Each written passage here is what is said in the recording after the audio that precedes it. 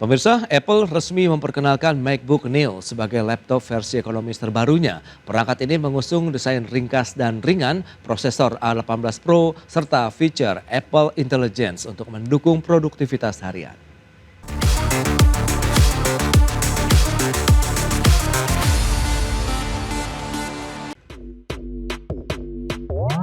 Apple akhirnya merilis MacBook Neo sebagai laptop versi ekonomis terbaru. Perangkat ini hadir dengan desain ringkas dan ringan yang dirancang untuk mendukung produktivitas harian. MacBook Neo memiliki bodi setebal 12,7 mm dengan bobot sekitar 1,23 kg. Meski bukan yang paling tipis di jajaran MacBook, desain ini tetap ideal untuk mobilitas. Menariknya, laptop ini hadir dalam pilihan warna trendy, yaitu blues, citrus, indigo, dan silver. Apple juga menggunakan material aluminium daur ulang dengan kandungan hingga 60%. Di bagian depan, MacBook Neo mengusung layar Liquid Retina dengan resolusi 2408 x 1506 pixel, tingkat kecerahan 500 nits, dan refresh rate 60 Hz. Untuk menekan harga, Apple tidak menggunakan chip M series pada perangkat ini. Sebagai gantinya, MacBook Neo ditenagai prosesor A18 Pro yang sebelumnya digunakan pada iPhone 16 Pro series. Chip ini membawa CPU 6 core, GPU 5 core, serta Neural Engine 16 core untuk menangani tugas berbasis AI. MacBook Neo juga dilengkapi fitur Apple Intelligence untuk memberikan pengalaman penggunaan yang lebih cerdas. Fitur ini mencakup writing tools, Genmoji, serta clean up yang memungkinkan pengguna menghapus objek yang tidak diinginkan pada foto. Performanya didukung RAM 8GB dengan opsi penyimpanan hingga 512 GB. MacBook Neo juga dibekali baterai 36,5 Wh yang diklaim mampu bertahan hingga 11 jam untuk browsing dan 16 jam untuk menonton video. Untuk konektivitas, laptop ini menyediakan dua port USB-C dan jack audio 3,5 mm. Apple membanderol MacBook Neo dengan harga mulai $599 Amerika Serikat atau sekitar 10 juta rupiah. Berbagai sumber IDX Channel. Ya, pemirsa, PT Bursa Efek Indonesia resmi membuka akses informasi kepemilikan saham emiten di atas 1% kepada publik melalui situs resmi bursa. Langkah ini diiringi pembaruan data tipe investor yang lebih rinci oleh KSEI yang telah mencapai 97% untuk investor korporasi dan 93% untuk investor institusi. PT Bursa Efek Indonesia resmi membuka akses informasi kepemilikan saham emiten di atas 1% kepada publik.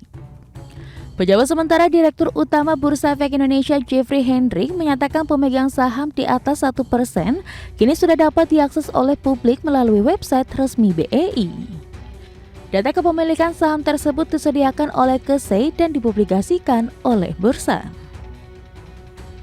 Sementara itu, pembaruan data tipe investor yang lebih rinci atau granular yang dilakukan KSEI telah mencapai 97% untuk tipe investor korporasi dan 93% untuk investor institusi.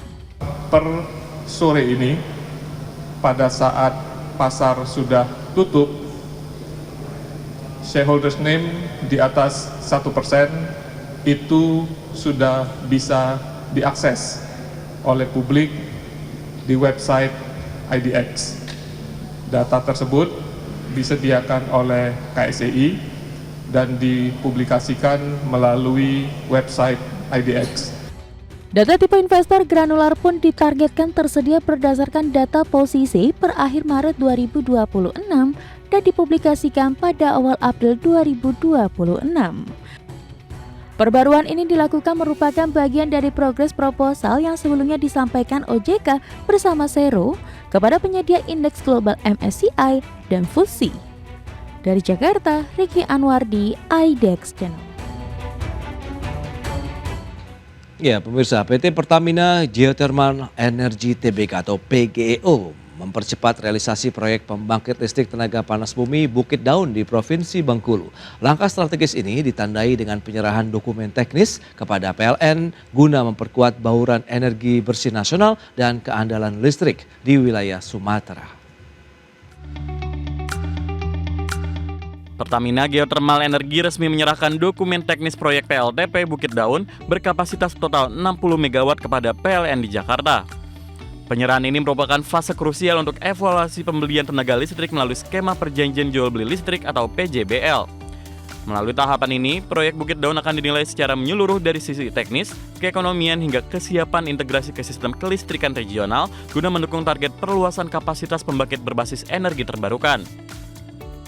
Direktur Eksplorasi dan Pengembangan PGEO, Edwil Suzandi, menegaskan bahwa pengembangan potensi panas bumi Bukit Daun merupakan komitmen perusahaan dalam memperluas pemanfaatan energi bersih.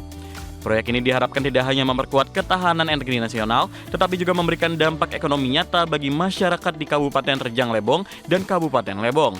Langkah ini sejalan dengan visi pemerintah untuk meningkatkan porsi pembangkit ramah lingkungan hingga 76% pada periode 2025 hingga 2034 mendatang. Selain proyek Bukit Daun, PGEO juga tengah menggarap PLTP Hulu Lais Unit 1 dan 2 dengan kapasitas 110 MW di wilayah kerja yang sama. Saat ini, PGEO telah mengelola kapasitas terpasang sebesar 727 MW yang tersebar di 6 wilayah operasi di seluruh Indonesia. Adapun, kolaborasi bersama PLN diharapkan dapat memastikan seluruh proyek panas bumi berjalan secara ekonomis dan berkelanjutan sebagai pilar utama transisi energi nasional. Berbagai sumber IDX Channel. Ya, pemirsa, PT Lipo Cikarang Tbk mencatat lonjakan kinerja di sepanjang tahun 2025 dengan pendapatan yang melambung lebih dari 2 kali lipat. Pertumbuhan ini didorong oleh percepatan serah terima properti, penjualan lahan industri, serta kuatnya permintaan produk residensial.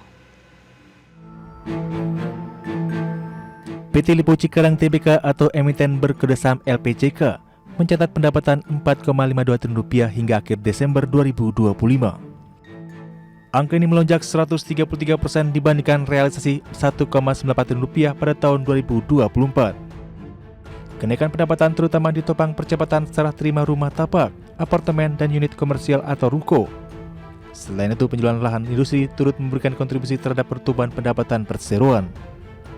Dari sisi profitabilitas, perseroan mencatat laba kotor Rp783 miliar dengan margin laba kotor 17%. Sementara EBITDA tercatat Rp381,3 miliar dengan EBITDA margin 8%. Sepanjang tahun 2025, LPCK membukukan prapenjualan atau marketing sales sebesar Rp1,65 triliun. Realisasi ini setara 100% dari target yang ditetapkan perseroan untuk tahun buku 2025. Kuatnya marketing sales didorong permintaan produk residensial. Rumah tapak menjadi kontributor terbesar dengan porsi 58%. Disusul unit komersial 38% dan lahan industri 4%. Tim Liputan IDX Channel. PT Kawasan Industri Jababeka Tbk mencatatkan kinerja positif di sepanjang tahun 2025 dengan kenaikan pendapatan dan laba bersih. Pertumbuhan ini didorong oleh kuatnya permintaan lahan industri, peningkatan pendapatan infrastruktur, dan juga pencapaian marketing sales yang melampaui target. PT Kawasan Industri Jababeka Tbk atau emiten berkedesam KIJA membukukan pendapatan Rp5,15 triliun sepanjang tahun 2025. Angka ini meningkat 12% dibandingkan tahun 2024. Kinerja perseroan didukung peningkatan penjualan tanah matang yang naik dari Rp2,05 triliun pada tahun 2024 menjadi Rp2,1 triliun pada tahun 2025. Kondisi ini mencerminkan permintaan lahan industri yang masih kuat. Pendapatan dari segmen infrastruktur meningkat 34% menjadi Rp2,57 triliun. Pertumbuhan ini didorong kenaikan pendapatan pembangkit listrik serta jasa pengelolaan air limbah dan estate. Dari sisi profitabilitas, perseroan mencatat laba bersih konsolidasi Rp857,1 miliar pada tahun 2025. Sementara laba bersih yang diatribusikan kepada pemilik entitas induk naik 16,5% menjadi Rp423 miliar.